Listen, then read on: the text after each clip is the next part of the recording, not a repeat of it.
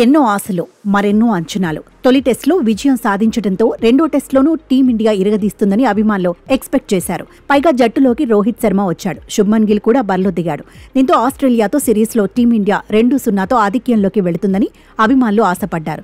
కానీ pink ball టెస్టులో భారత జట్టు తేలిపోయింది. తన బలహీనతల నుంచి బయటపడలేకపోయింది. తొలి టెస్టులో గెలిచిన జోరును కొనసాగించలేకపోయింది. నిలకడగా రాణించలేకపోయింది. అన్ని విభాగాల్లోనూ ఆతిథ్య ఆస్ట్రేలియాకు పోటీ ఇవ్వలేకపోయింది.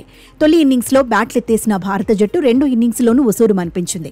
తెలుగు కుర్రాడు నితీష్ కుమార్ రెడ్డి మరోసారి టాప్ స్కోరర్. నితీష్ కొట్టకపోతే భారత జట్టుకు ఇన్నింగ్స్ ఓటమి తప్పేది కాదు. ఓ రకంగా టీమిండియా పరువును యువ ప్లేయర్ కాపాడాడు. నిజానికి ఈ మ్యాచ్లో భారత జట్టే టాస్ గెలిచింది. కానీ పరిస్థితులను తనకు అడ్వాంటేజ్ గా మలుచుకోలేకపోయింది. తొలి ఇన్నింగ్స్లో జస్ట్ 180 పరుగులకే పరిమితమైంది. ఆ తర్వాత ఆస్ట్రేలియాను తక్కువ స్కోరుకు కట్టడి చేయడంలో భారత బౌలర్లు పెద్దగా ఇంపాక్ట్ చూపించలేకపోయారు. ముఖ్యంగా ట్రావిస్ హెడ్ జోరును అడ్డుకోలేకపోయారు. వైట్ బాల్ ఫార్మాట్ తరహాలో ఆడుతున్న హెడ్ బలహీనతలను పట్టుకోలేకపోయారు.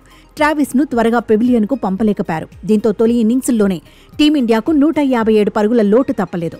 అయినా రెండో ఇన్నింగ్స్లో భారత జట్టు కాన్ఫిడెన్స్ చూపించలేదు.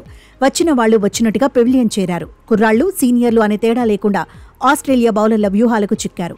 రెండో రోజు ఆట ముగిసే సమయానికే టీమిండియా 5 వికెట్లు కోల్పోయింది. 128 పరుగులు మాత్రమే చేసింది. ఓటమి దిశగా రెండో రోజు ఆటలోనే అడుగులు వేసింది. అయితే క్రీజ్లో రిషబ్ పంత్, నితీష్ కుమార్ రెడ్డి ఉండటంతో ఏమైనా అద్భుతం జరగబోతుందా అని అభిమానులు ఎదురుచూశారు. కానీ ఫలితం లేకపోయింది. ఓవర్ నైట్ స్కోర్ దగ్గరే రిషబ్ పంత్ పెవిలియన్ చేరాడు. పంత్ 28 పరుగులకు అవుట్ అయ్యాడు. ఆ తర్వాత టెయిలెండర్లతో కలిసి నితీష్ కుమార్ రెడ్డి పోరాటం చేశాడు. క్రీజులో ఉన్నంత వరకు తన వంతుగా పరుగుల కోసం ప్రయత్నించాడు. అయితే 42 పరుగులు చేశాక నితీష్ కుమార్ రెడ్డి అవుట్ అయ్యాడు. చివరకు భారత జట్టు 175 పరుగులకు ఆలౌట్ అయింది. తొలి ఇన్నింగ్స్ కంటే ఇంకా 5 పరుగులు తక్కువే చేసింది.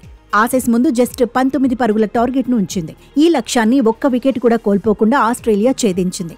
10 వికెట్ల తేడాతో సత్తా చాటింది. సిరీస్ను 1-1తో సమం చేసింది. ఆస్ట్రేలియా విజయంలో కీలక పాత్ర పోషించిన ట్రావిస్ హెడ్కు player of the match award దక్కింది.